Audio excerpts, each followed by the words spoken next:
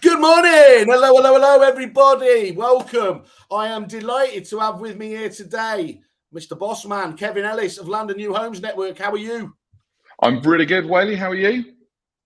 Well, you've got me up very early in the morning, so this had better be good. I was walking the dog at 4:30. The sun was shining. It was the best part of the day. You've probably never seen that time of day unless you're going home, have you? I was going to say, coming back, we don't do that Josh Fegan early morning club. That's not what we do. Kev, I was up before him today. You up before? Wow, that's disgusting. That really is disgusting. You've got some big news on the horizon, haven't we, Kev? We're going to let me just read through the press release, if that's okay. Let's see if I've actually got it. It's probably a bit too small to see on the screen, but I will try it anyway. Let's just see. There we are. For those people like myself, no, it's going to be too small. Let me just read it through anyway. So, Land and New Homes Network introduces plug-and-play Land and New Homes solution for agents. The new cost-effective associate membership option empowers agents to fast-track their own land and new homes departments. To create opportunities in the national house building boom and celebrating the 6-year anniversary of the Land and New Homes Network, the association is launching a new associate membership class designed to offer the quickest and easiest possible entry into the land and new home sector, offering the ultimate in flexibility for time-poor agents with ambitions. Now, there's a full release there, which we'll put out alongside it, Kev. But let's drill into some of the details about this, if it's okay, why it's so relevant to people. Clearly, and happy birthday, by the way, on your little baby being, did you say 6? 6, yep, next week. You see, you don't even look at. You still look Peter Pan. You still look. Kev, why have you introduced this new membership tier? Clearly, you've got some incredibly successful agents who have, shout from the hilltops about obviously what they're able to do in association with you. What was the thinking behind this associate level? I think the realization was that for certain agents in certain locations, particularly maybe a 1 or 2 office company, that maybe didn't, it's quite a big thing if you're going to try and have to resource a land and new home side to your business. And one of the common things we were finding out was that agents saying, look, there's stuff going on, we don't know what to do, where do we start? And therefore it's that sort of point, where do you start to employ people with that specialism or not? Yeah. And what we came to the realization is look, actually guys, we can do plug you into the network so you benefit from what's going on across each of the regions. But more specifically, if you are identifying opportunities, pass them into us. We'll turn them into a land deal for you. We'll tell you to not waste your time. But more importantly, then using that real leverage and giving a real leg up to if you like, a single branch company or whatever, to have a little bit more action when it comes to some of the new home stuff. And it's really evidence with the amount of new home stock that is coming through, which obviously stock is a big issue for agents. So, it's kind of adapting it for that and also making it, affordable, but at the same time, really giving them a sort of an instant shot in the arm to plug that in. And it's been very well received. Can you give us any context around the commercials at all? Is this going to be genuinely kind of accessible to all, or is this still going to be sort of towards the top end? No, it's £250 a month. Then where it gets interesting is obviously around the commissions, and what we say on that is obviously, we're ultimately going to be building agents in for the resales later down the line off the back of land deals that are going on. And we've got one example at the moment down in Southwest, where an agent in the first 2 weeks had already passed us over 8 land leads that they'd sort of had spotted or had perhaps been sort of dancing around, if you like, and not knowing what to do. And already one of those has resulted in an instruction, and at the same time, obviously, then delivering the leverage to go and put that with a house builder, which they're absolutely buzzing with. So it's great. Well, as you say, and in the market conditions at the moment, with stock being where it's at, isn't it? This really is a shot in the arm, isn't it, for anybody looking to? There were no short-term golden bullets, but this is as close as it. This is as close as it gets, isn't it? I think. Look, we had the data through yesterday. There's just under 30,000 new homes individual listings on Rightmove as at yesterday. Okay. That's for sale, so that's not they're not sold. They're actually for sale. And I obviously appreciate that some of those with maybe some of the volume developers, they might just list one house type, but there are multiple ones. What's really interesting, which I think a lot of people make the assumption, oh, stock's just moving really super quickly or whatever. The amount of stock that in the new homes market, particularly in some instance, either which has been poorly marketed by another agent or indeed a developer directly, there's an awful lot of stock on there that's actually been on for quite a while. Okay. And my fear at the moment is I don't think enough agents are into that stuff, and therefore what this aims to do is kind of like give the crystal ball moment of saying, look, here's the stock. Let's get really clear of the silos where we need to focus some time and energy, and let's get stuck into it. So yeah, we just kind of felt that adapting the model. So obviously we've still got the full membership model anyway, but what this particularly does around the associate level is it gives an agent the exclusivity that they're our member in a certain location. Yeah. What maybe it doesn't do is give them the full exclusivity of all the resources and all the data we might give on land, because we'd rather know that the area is getting farmed properly, and that's what we're doing for agents. So we're very clearly... By doing that, though, Kev, the reason you're doing that as well is so that you can pitch to the builders, to the developers, isn't it? To say, look what we're doing across the country and everything else, and then they're going to be far more likely to keep you supplied, aren't they? I think the big thing is about can we give a whole of region service in the delivery of land? If we can prove that point, as we now can. Whether there's an associate member in place or it's currently an area we are just cracking on and farming, we're using those opportunities as fuller leverage for the benefit of all of our members. So immediately you've got that, and you've got this real constant supply of land and opportunities that you're discussing coming through.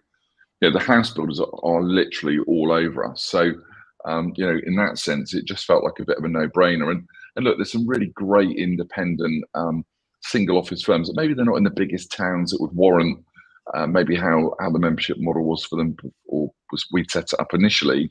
But what we feel here is now this genuinely is a real plug and play, gives the depth of expertise. We've got a full team here backing up, handling those leads. And I think, just in the last week alone, I think we've processed something like 85 leads that were passed across. So for that agent, again, to be able to go back to their owners or their vendors and say, look, it's been appraised, we've done this, we've done that, this is the outcome. It really sort of just solidifies, if you like, that depth of multidisciplinary service, if you like, that each agent could and should be providing. And look, there's much speculation about what the market is or isn't doing. For me, to keep banging on, the house builders have still got to keep building and still, planning applications are getting approved, all right, not as quick as we want, but they're still coming through at quite a pace across every area of the country. So this is one of the most demonstrably, effective things you can do to secure the pipeline, isn't it? That supply, really, isn't it? So rather than just sat around waiting or going out there and hitting all your prospecting systems just for the normal resi sales side of things, this is one angle where you can actually get ahead of the competition, isn't it? Yeah, we just had it with another agent up in Berkshire. That again, we're on sort of our pilot of the trial for this associate model, and interestingly, they were up against 3 or 4 other agents, and one of which was the company I used to work for.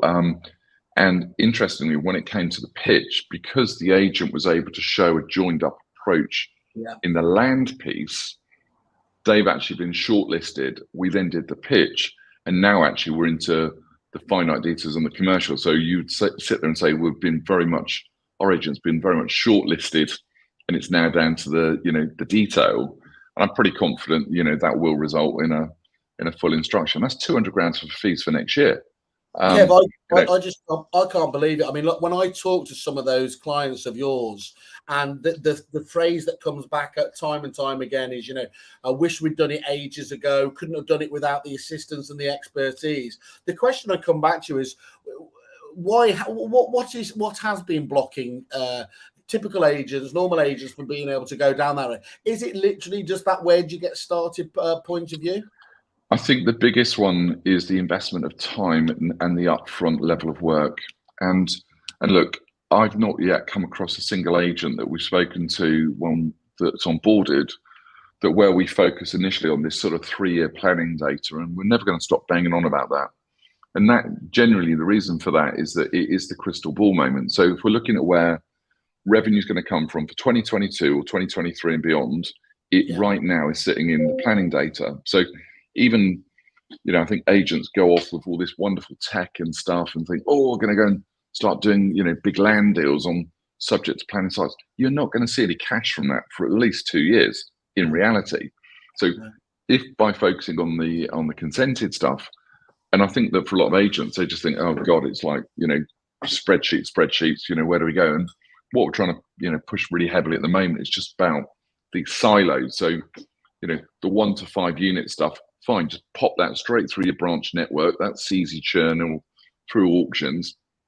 But let's really talk about the stuff in the 6 to 20 or the 20 to 70, because right now that's where all the developers want to be buying land. So if we can get that sort of piece going, and I think that's the biggest barrier, and also for agents who don't want to lose face, but maybe don't have that level of depth of expertise, if you like, to how to negotiate that deal, or even know where to start and getting the right contracts and things in place. And we do all that for agents now as part of this.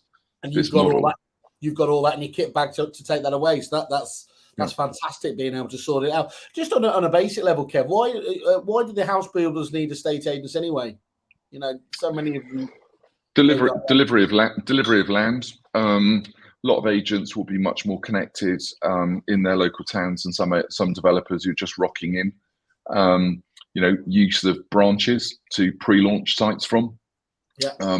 Seeing that more and more at the moment, actually, as more developers are obviously tuning into sort of pre-launch or off-plan launch strategies. So they really want to get ahead of the game in terms of getting these off-plan sales. And I think what will ultimately happen, particularly with the removal of Help to Buy in its current format, next year, and already, they're talking about, you need to be reserving your plot by October to get the benefit of that because of the conveyancing delay. So all of a sudden that sort of shortens that window. And particularly if you look at the amount of sales that developers have been selling 2-3 bedroom houses to because of Help to Buy, when that goes, they either need to come up with their own solution, or they very much have got to be tapping into agents' databases, whether that's tenants looking to move on and whatever else. And funny enough, we had a big meeting with a housing association this week, and just the whole space around that as well, where they now really want to engage with agents. It's just, it's fascinating to see all this stuff unraveling, really. So it's there's actually a lot of stock to come through. So Kev, give us some ideas. You mentioned just one particular example there, but to put some, frame of reference on this for people, for what can be achievable. What is the size of the opportunity for an agent? I know it'll be different in each areas, and maybe just sort of support that with a few of the examples of how you've been able to help out people, because I think that really brings it to life. Okay, so let's take one particular location, not a big town. And by the way, every single town, every single market across the country will have its own fair share of demand for delivery of land being released for development, or indeed brownfield sites being redeveloped or whatever. So there isn't really, unless you're getting right into a very high conservation area or an area of outstanding attributes, broadly, every town, without question, has got planning applications that have been processed or going through, and. Yeah. So firstly, we've got to get the awareness up on that and engage with those landowners. And I think what we're seeing is, for the last couple of years, a lot of landowners maybe thought, we'll go off and get the development finance, we'd like to build it ourselves, but obviously with material costs rising, labour, etc., that's a real risky strategy for somebody who's not well versed in it. So immediately you open up a line where those landowners who maybe thought they were going to build are saying, actually, do you know what, I'd sell the site on. Yeah. So pushing that through back to the agent at this particular location, they've passed us probably just under 20 sites over the last 6 weeks, of sites that they've either that been deemed a site because they've been out and valued a house for a vendor. They've looked out the back window and thought, blimey, big garden or sizable plot. Now what? Has it got some development potential? In simple terms, they fire that lead into us. Yep. We will very, very quickly appraise that as part of our land board meeting. So we have a land meeting internally every day, yep, where we're reviewing every single lead that's come into the business, and our team, or myself or Ian, look at each one of those and say, yep, no, whatever, based on a number of key criteria to be able to go back and report that to the agent. So within 48 hours of an agent passing a lead, we can tell them whether it's got legs or not, and whether it's worth sort of spending a lot more time on. That's pretty good, for an agent who maybe doesn't have that service offering right now. Then we come through to the conversations with the house builders. So this particular agent, he doesn't know any house builders, no knowledge, no nothing. Well, all of a sudden, we, as a result of the leads that he's passed or leads that we've generated in his area, we're already talking to a number of house builders in that patch about the site in X, Y, and Z location, and therefore by default referencing the agent. House builder says, "Oh, I've never heard of them, didn't know they dealt with land in your homes before." And it's like, well, you wouldn't, because they haven't, but now they are, and they're part of a wider offering. So it just starts to unravel in that way, and that then sort of follows through to the pricing and market research, how that's delivered, and then ultimately, focusing on who are the house builders we want to be working with, and who's got instructions up for grabs that, frankly, they're our priority of servicing them with land, to help that agent, kick a few things across the line. And for those people that have been working for you for a while, Kev, what does the Land and New Homes revenue look like as a percentage of their overall revenue of the business? What can it grow to? I think it's really varied. So it's always easy to reel off the big chunky headline numbers, but don't underestimate that. For an agent who maybe is only managing 50 to 100 lettings instructions and has got a reasonable market share, there are several examples that they will do 250 grand of Land and New Homes income this year on top of what they've already got. Now, what that would represent in percentage of revenue might be 25, 30%. You've got others where it's more, and you've got others where it's less, but obviously, because ultimately it sort of depends where they're where they're sitting with their lettings and sales order books. But it can make a big dent. I think the bit that's important to not get carried away with, the land fees, which can be incredibly chunky, but they're also incredibly inconsistent. So I almost take those as a bonus if they happen.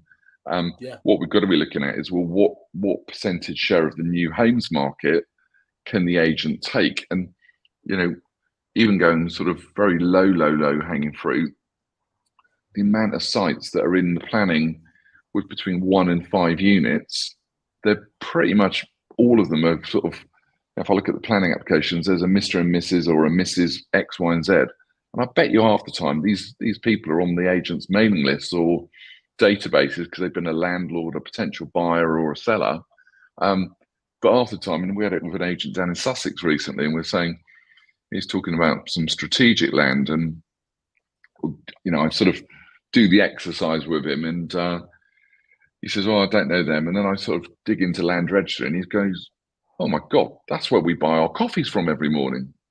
And yet he didn't know that this guy owned this sort of level of land, and all of a sudden, he's focusing attention in the right way.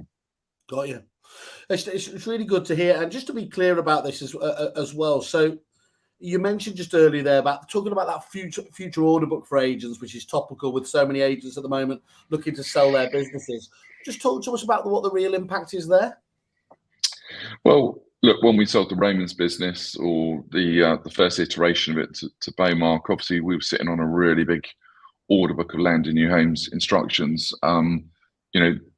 The key to it is, are your contracts belt and braces? Because the first thing anyone buying your business is going to do, if the contracts, if it's just back of a fag packet or a bit of hearsay, it's going to get struck off.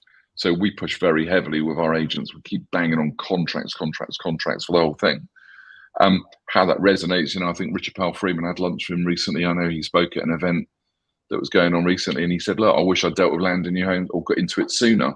Now, obviously, he really focused on it probably in the last 3 or 4 years of before he sold his business, but it still makes a big impact of knowing that you're going to open the doors on the 1st of January 23, and you've got 2, 3, 4, 500 grand's worth of new homes income in because it's contractually, it's solid. Yeah. And ultimately the fees are higher as well.